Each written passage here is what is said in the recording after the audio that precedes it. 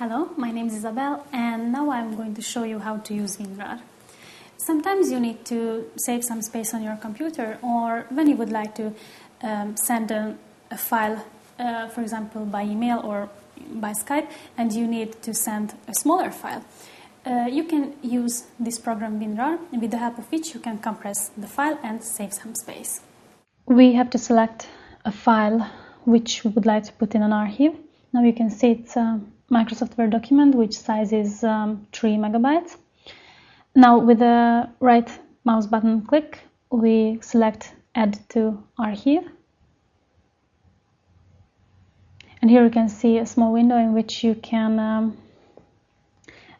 select, for example, the archive format to be RAR or zip, the compression method, the update mode, or the archiving options. Here, for example, we can tick the checkbox of delete files after archiving. But you have some other options. You can see the tabs, the general options, the advanced or options, then files, backup, time, and comment. Okay, when you're ready, click on OK and wait some seconds until the archive is getting created.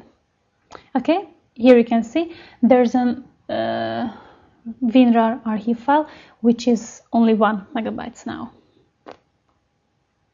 Okay, extract files with the right mouse button click, and here you can also here you can select the destination path of the archivation.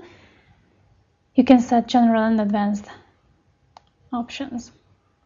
Okay, when you're ready, OK. And here you can see the extracted file when you have the original Microsoft Word document.